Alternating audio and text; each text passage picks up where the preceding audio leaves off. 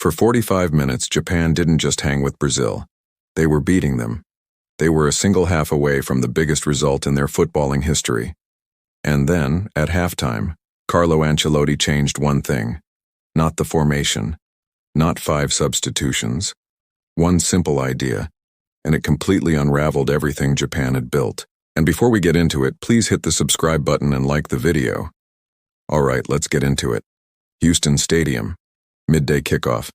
The round of 32 at the 2026 World Cup. Brazil versus Japan.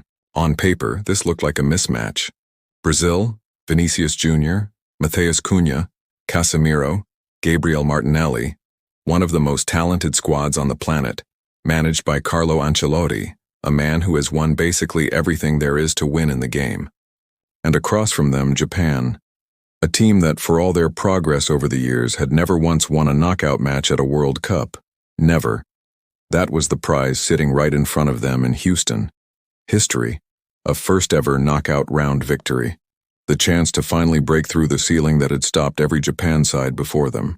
To understand just how big this was, you have to go back 20 years. The last time these two met at a World Cup was 2006 in Germany. Back then, Brazil didn't just beat Japan, they brushed them aside, 4-1. It wasn't close. It wasn't a contest.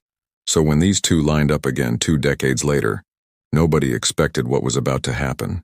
Because from the first whistle, Japan were not the team that got swept away in 2006. They were organized, they were brave, they were disciplined, they defended as a unit, they stayed compact, and crucially, they refused to be intimidated by the famous yellow shirt. And it worked. In the 29th minute, Japan did what almost nobody thought they could do. Kaishu Sano struck, and struck it well. 1-0, Japan. Let that sink in. Japan, leading Brazil, at a World Cup. The team that had never won a knockout game was 45 minutes away from making history against 5-time world champions. And here's the key thing to understand about that first half. It wasn't a fluke. Japan had a plan, and the plan was holding. Brazil were probing, but Japan's defense was resilient, well-drilled, and almost impossible to break down through the middle. The Brazilian attack, and for all its star power, kept running into a wall. Japan walked into the break ahead, and you could feel a nation starting to believe. But that's exactly when the game changed. Not because of a moment of magic, because of a decision made in the dressing room. This is the heart of it. The one change. After the break, Carlo Ancelotti adjusted Brazil's approach. He didn't tear up the game plan.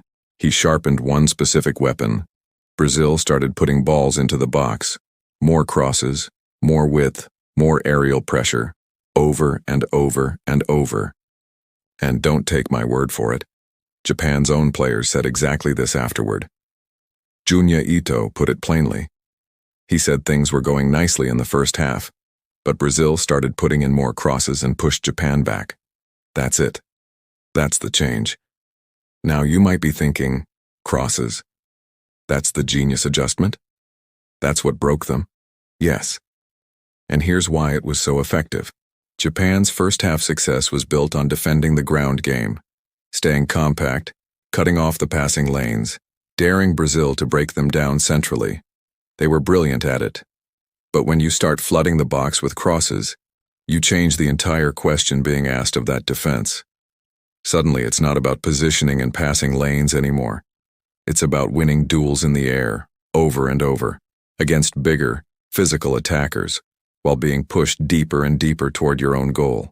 You don't have to break a team's plan if you can change the kind of game they're being forced to play.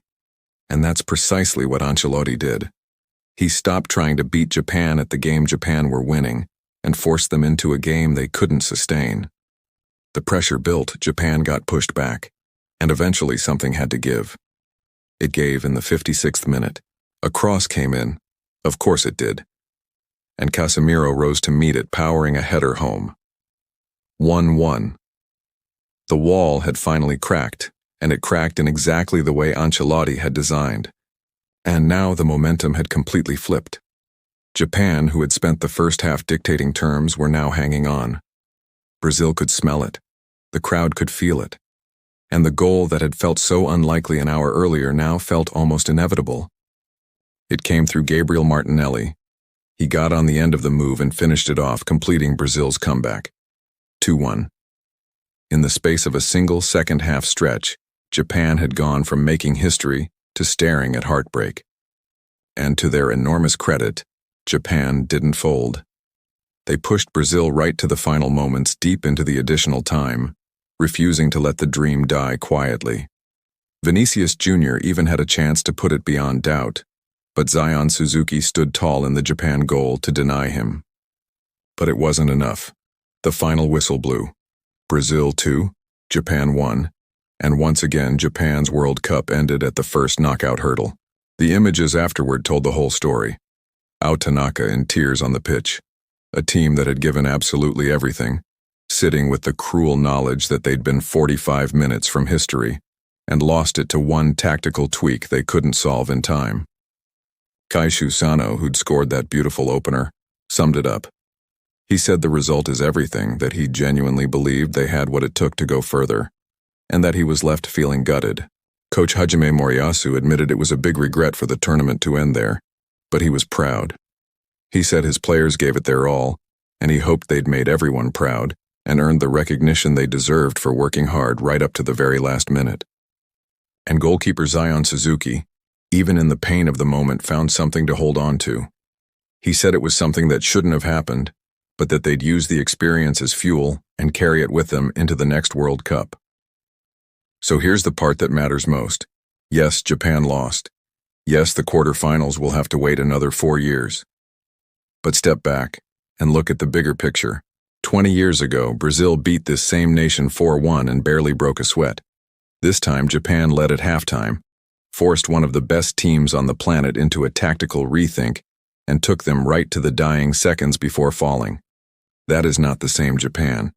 That is a side that has genuinely closed the gap with the world's elite. And the most telling sign of all came from the Brazil camp. Matheus Cunha, after the final whistle, didn't talk down his opponents. He praised them. He said they'd expected a challenge, but Japan came at them with a clear game plan and made it really tough, and that Brazil had to give them a lot of credit for that. When the team that beats you goes out of its way to respect you, that tells you everything about how far you've come. The defeat hurts. It should hurt. But Japan didn't lose because they were outclassed. They lost because Ancelotti found the one lever to pull, and pulled it at exactly the right moment. That's the difference between elite and very good. And it's a lesson this Japan side is clearly hungry to learn from. Their next 4-year journey starts now, and on this evidence, the quarterfinals and beyond might be closer than anyone thinks. If you made it all the way to the end, thank you, genuinely. And if you enjoyed this breakdown, I'd be really grateful if you'd take a moment to subscribe. It means a lot, and it's what keeps these videos coming. Let me know down in the comments, do you think Japan finally break their knockout curse in 2030? I'll see you in the next one.